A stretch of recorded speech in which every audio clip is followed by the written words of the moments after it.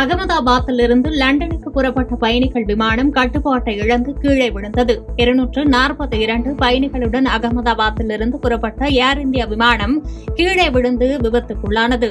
தொடர்ந்து விபத்துக்குள்ளான விமானத்திலிருந்து தீப்பற்றி எரிந்து புகைமூட்டம் விண்ணை முட்டியதால் பரபரப்பு ஏற்பட்டது. தகவல் அறிந்து 90 பேர் கொண்ட மீட்பு படை வீரர்கள் அங்கு விரைந்த நிலையில் 150க்கும் மேற்பட்டோர் உயிரிழந்ததாக முதற்கட்ட தகவல் வெளியானது.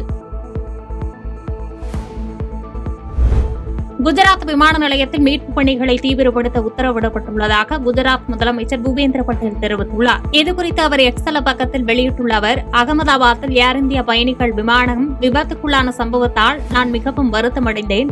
காயமடைந்த பயணிகளை சிகிச்சைக்காக அழைத்து செல்ல போதிய ஏற்பாடுகளை செய்யவும், மருத்துவமனையில் சிகிச்சைக்கான அனைத்து ஏற்பாடுகளை உறுதி செய்யவும் அறிவுறுத்தப்பட்டுள்ளது. மத்திய அரசு முழு ஒத்துழைப்பு தர உள்ளதாக தெரிவித்துள்ளார். குஜராத் மாநிலம் அகமதாபாத்தில் விபத்துக்குள்ளான ஏர் இந்தியா விமானத்தில் 150க்கும் மேற்பட்டோர் உயிரிழந்திருப்பதாக தகவல் வெளியாகியுள்ளது. விமானம் விழுந்து விபத்துக்குள்ளான இடம் குடியிருப்பு பகுதி என்பதால் அங்கிருந்த கட்டடங்களிலும் தீப்பற்றி எரிந்தது. விமானத்தில் 242 பயணிகள் இருந்ததாக தகவல்கள் வெளியான நிலையில் உயிரிழப்பு எண்ணிக்கை மேலும் அதிகரிக்கும் என்று அஞ்சப்படுகிறது. மேலும் விபத்துக்குள்ளான ஏர் இந்தியா விமானத்தில் குஜராத் முன்னாள் முதலமைச்சர் விஜய் ரூபானி பயணித்ததாக தகவல் வெளியாகியிருந்த நிலையில் அவர் படுகாயங்களுடன் மீட்கப்பட்டு சிகிச்சை பெற்று வருகிறார்.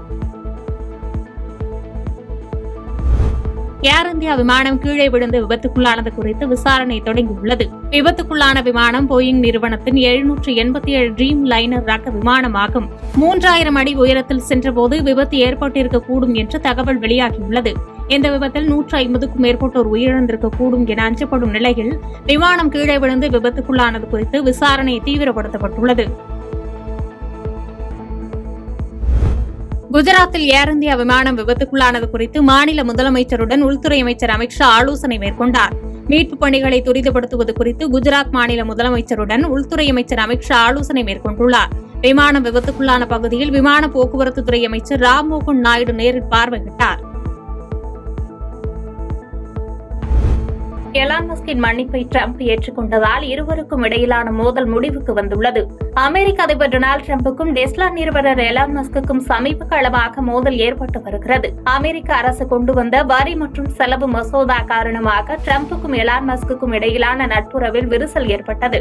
இருவரும் ஒருவரையொருவர் குற்றம் சாட்டி சமூக ஊடகங்கள் மூலம் மோதலில் ஈடுபட்டு வந்தனர். இந்நிலையில் அமெரிக்க ஜனாதிபதி டொனால்டு டிரம்ப் குறித்து தான் தெரிவித்த கருத்துக்களுக்கு மன்னிப்பு கேட்டுக் கொள்வதாக எலான் மஸ்க் தெரிவித்திருந்தார். இதைத் தொடர்ந்து எலான் மஸ்கின் மன்னிப்பை ஏற்றுக்கொண்ட டிரம்ப் அவர் மன்னிப்பு கேட்டது மிகவும் நல்ல விஷயம் என்று தெரிவித்துள்ளார்.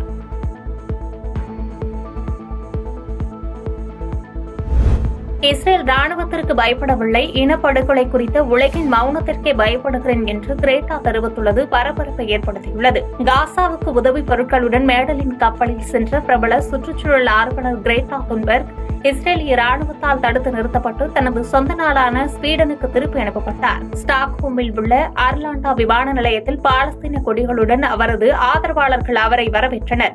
அப்போது செய்தியாளர்களிடம் பேசிய அவர், இஸ்ரேலிய ராணுவத்திற்கு நான் பயப்படவில்லை, காசாவில் நடக்கும் இனப்படுகொலை குறித்து உலகம் தொடர்ந்து மௌனம் காப்பதை கண்டுதான் பயப்படுகிறேன் என்று தெரிவித்தார். சர்வதேச கடல் பகுதியில் இஸ்ரேல் தனது குழுவை கடத்தி சென்றதாகவும் இஸ்ரேலிய ராணுவம் தங்களை அவமானப்படுத்தியதாகவும் அவர் குற்றம் சாட்டினார். காசாவில் பாலஸ்தீனியர்கள் எதிர்கொள்ளும் இனப்படுகொலை மீது உலகின் கவனம் செலுத்தப்பட வேண்டும் எனவும் அவர் வலியுறுத்தினார்.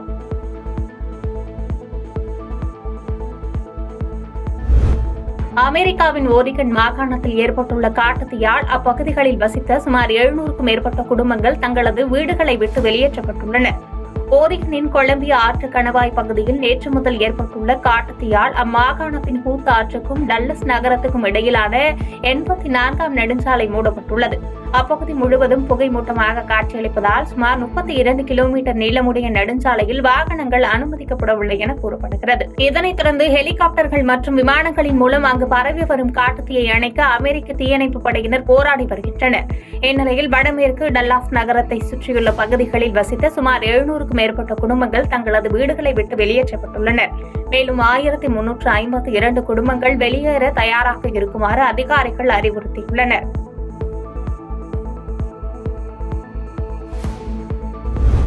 பிரான்சில் சிறுவர்கள் சமூக வலைதளங்களை பயன்படுத்த தடை விதித்து அதிபர் மேக்ரான் அறிவிப்பு வெளியிட்டுள்ளார். 18 வயதுக்குட்பட்ட குழந்தைகள் சமூக ஊடகங்களை பயன்படுத்துவதை தடுக்க விரைவில் கடுமையான விதிகள் அமல்படுத்தப்படும் என்று பிரான்ஸ் அதிபர் இமானுவேல் மேக்ரான் அறிவித்துள்ளார். இளைஞர்களிடையே வன்முறை போக்குகள் அதிகரித்து வருவதற்கும் குழந்தைகள் மேற்பார்வையின்றி டிஜிட்டல் தளங்களை அணுகுவதற்கும் சமூக ஊடகங்களே முக்கிய காரணம் என்று மேக்ரான் தெரிவித்துள்ளார். கடந்த ஆண்டு ஆஸ்திரேலியா 16 வயதுக்குட்பட்ட குழந்தைகள் சமூக ஊடகங்களை பயன்படுத்துவதை தடை செய்தது குறிப்பிடத்தக்கது.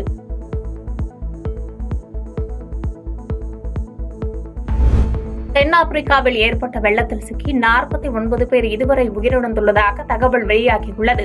தென்னாப்பிரிக்காவின் கிழக்கு கேப் மாகாணத்தில் ஏற்பட்ட வெள்ளத்தில் சிக்கி உயிரிழந்தவர்களின் எண்ணிக்கை 49ஆக உயர்ந்துள்ளது. பலத்த மழை காரணமாக தென்னாப்பிரிக்காவின் போக்குவரத்து மற்றும் மின்சார நெட்வொர்க்குகள் பாதிக்கப்பட்டுள்ளன. முன்னதாக ஒரு பள்ளி பேருந்து வெள்ளத்தில் அடித்து செல்லப்பட்டதில் 8 பேர் உயிரிழந்தனர்.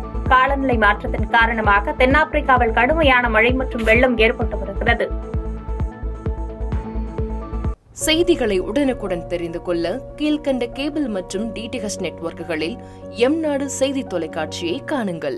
பாதகம் செய்பவரை கண்டால் நாம் பயம் கொள்ளலாகாது பாப்பா. மோதி மிதித்துவிடு பாப்பா, அவர் முகத்தில் உமிழ்ந்துவிடு பாப்பா. அண்மை செய்திகளை உடனுக்குடன் தெரிந்து கொள்ள இணைந்திருங்கள் எம்நாடு தொலைக்காட்சியுடன்.